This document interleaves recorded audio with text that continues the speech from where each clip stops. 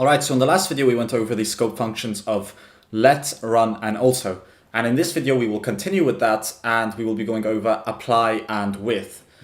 So let's get started immediately by creating an example of apply. So to do this, we are first going to have to create a class. So we're going to call this class person, and it's going to take 3 parameters. So it's going to be name of type string, then it's going to take an age of type int, and a city of type string. And inside here we're going to type in var name, and that's going to equal the name.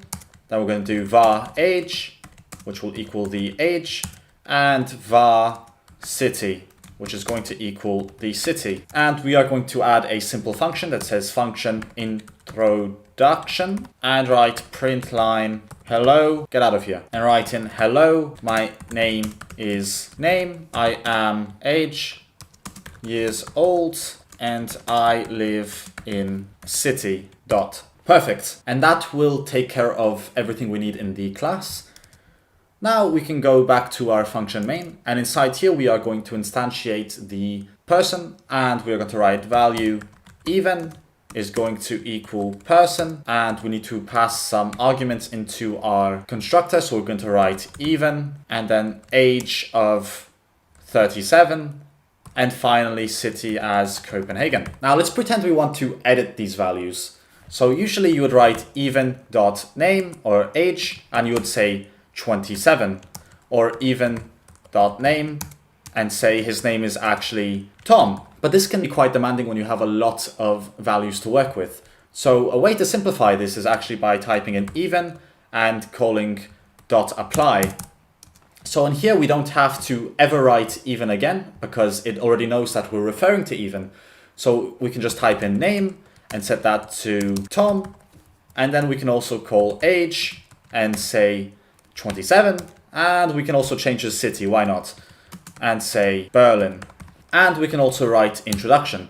And when we click on run, you will see it says, hello, my name is Tom, I'm 27 years old, and I live in Berlin.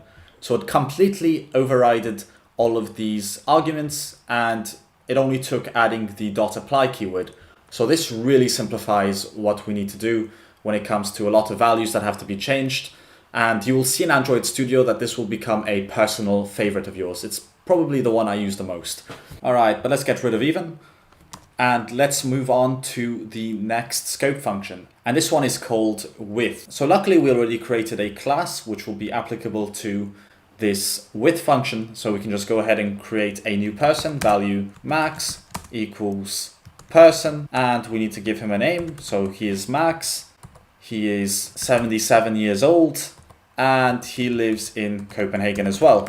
And down here we're just going to write with, and we are going to write the receiver, which is going to be Max. And inside there we can write print line, and we're going to add these single quotation marks and write with is called with argument this. And this will refer to Max. So it's just going to print what that is essentially, what is the code of Max. And then let's edit his age. So a lot like apply, you can still edit and change values, and we're going to change his age to 29. And let's also change his name to Luigi.